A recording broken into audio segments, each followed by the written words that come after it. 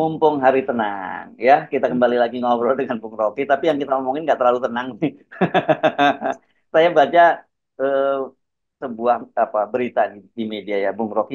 Begini nggak, supaya nggak salah saya bacain judulnya begini. Ini saya bacanya di inilah.com. Antisipasi serangan fajar, kader PSI diminta ronda selama masa tenang. Rondanya diminta 24 jam lagi. Saya lagi mikir ini nggak salah ini judulnya gitu ya. Bukannya PSI yang bisa kita antisipasi mereka akan melakukan serangan fajar, Bung Rocky. Oh, itu di detik ya. Di Di, inilah.com saya baca ya. itu. Sebetulnya judulnya bukan itu, tapi kemudian direvisi. Saya tahu Nah, judul aslinya adalah hmm. Hansip, sorry, Rampok ngaku Hansip. Iya, iya, iya. Aneh Jadi kan memang setiap ini aneh banget ini pernyataan ini aneh banget ini. Ya. Jadi setiap upaya PSI untuk memperbaiki diri, itu orang makin anggap bahwa ini apa sih kalian itu. Udah jelas kalian dari awal itu dielulukan untuk jadi semacam semangat bangsa karena anak-anak muda. Tiba-tiba kalian bersekutu dengan orang tua, itu aja udah problem.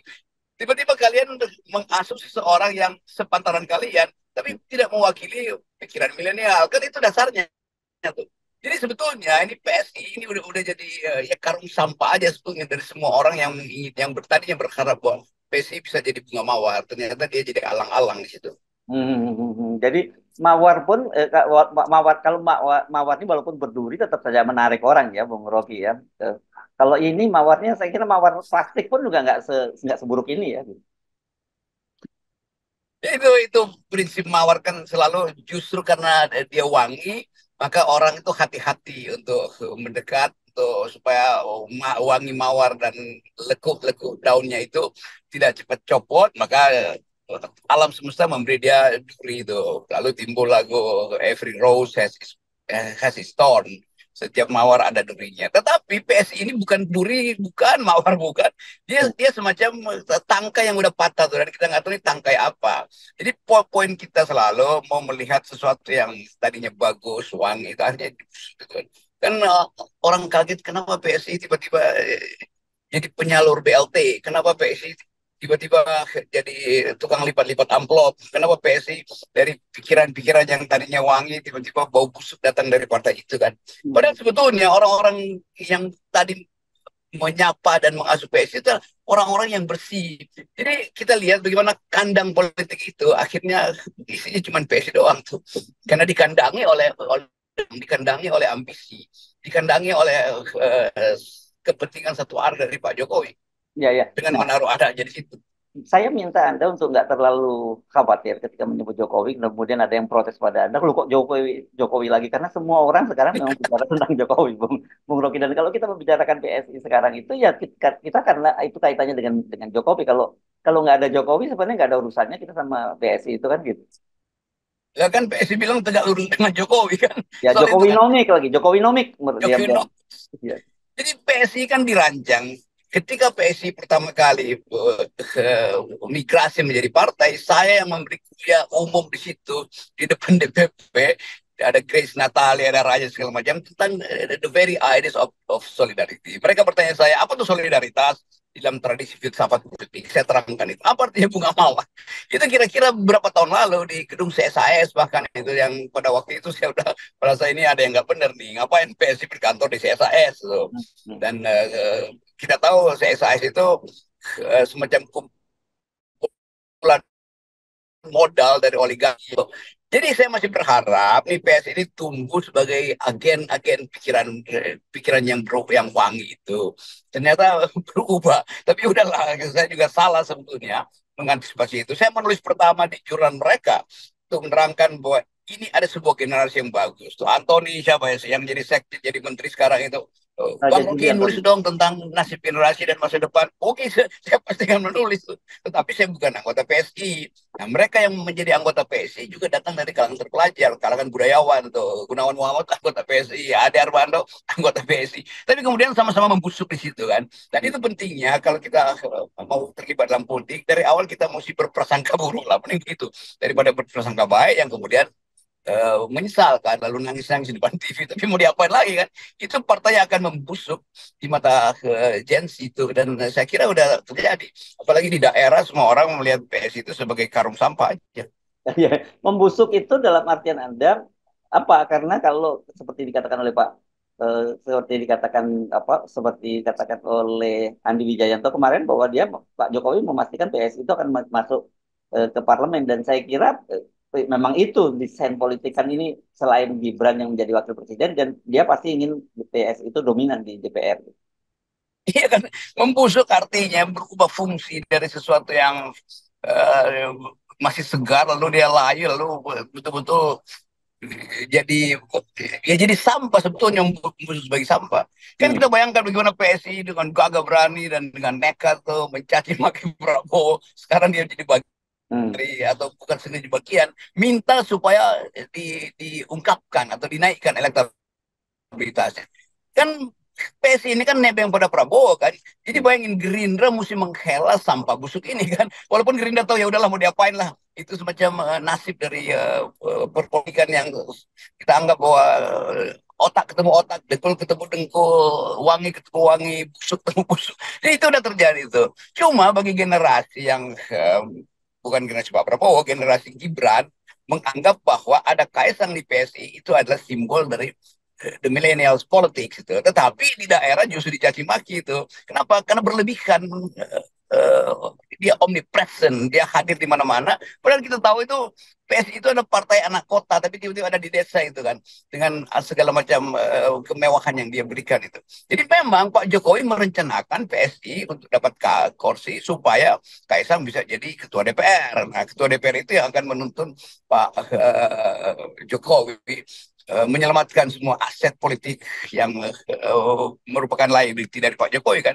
Jadi kita bisa membayangkan Kaisang jadi ketua DPR, lalu Gibran jadi wakil presiden, lalu Jokowi selamat. Iya, selamat di dalam rencana politik dia.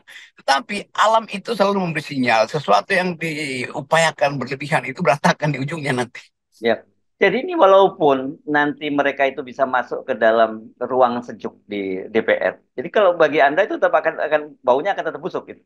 Iyalah, kan nggak mungkin kita kita berharap bahwa pers akan membujuk mereka untuk jadi wangi lagi itu. Tidak mungkin. BEM Indonesia itu menganggap kawan-kawan pers ini sebagai wakil dari generasi baru kan.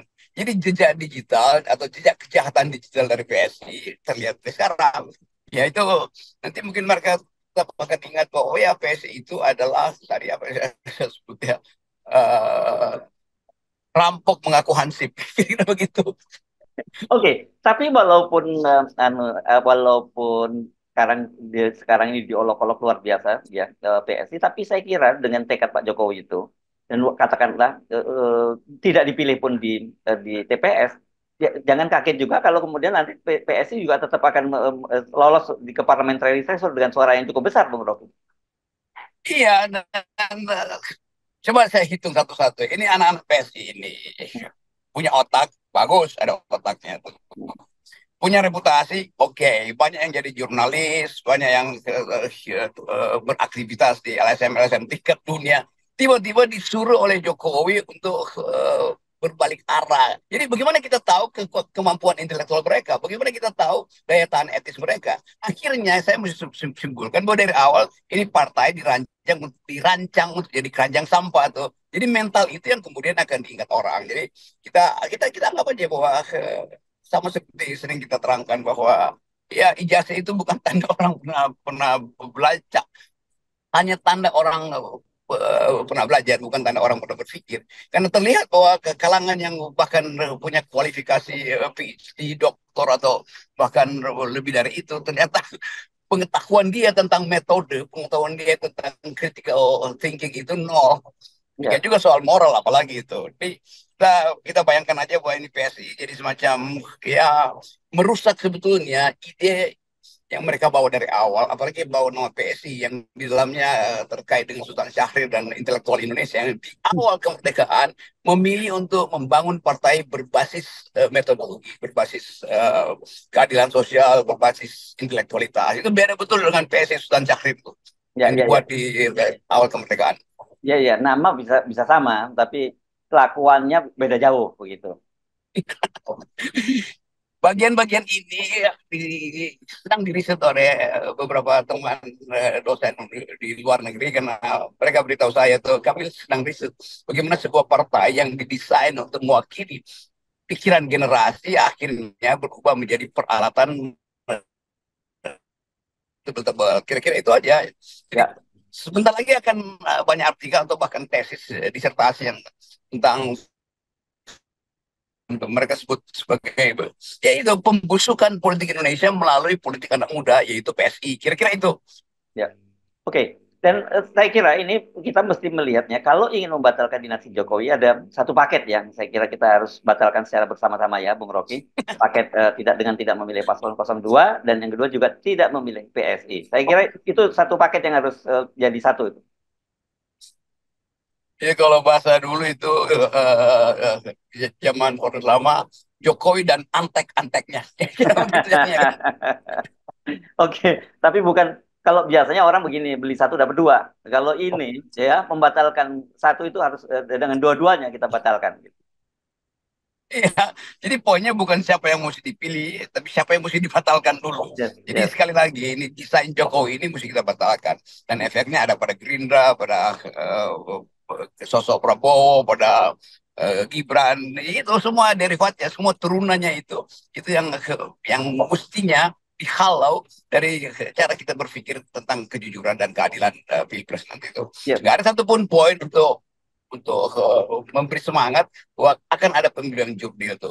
Jadi ketidakadilan dan pengkhianatan memang desain awal yang dimaksudkan untuk membekali Jokowi dengan ambisi yang makin hari makin ajaib gitu. Ya, ya, ya, ya. Jadi eh, sekali lagi kalau mau batalkan Jokowi, tadi itu caranya ya, boleh clear ya. Batal. Jelas itu poin itu tuh. Ya, Tapi sekali lagi FNN hanya menganalisis dengan konsekuensi batalkan Jokowi. Bukan ya. kita yang komporin, enggak lah. Kita cuma menganalisis atau hanya menambah minyak pada kompor yang udah panas. Banyak menyimpulkan, Bung Rocky. Kesimpulan kita adalah kita nolkan Jokowi, ya, Bung Rocky ya. Ya, yeah, nah itu Ya, dia tuh. Nol ya, kan dia. ya. Oke. Makasih, Bung Rocky. Oke. Okay. Yes.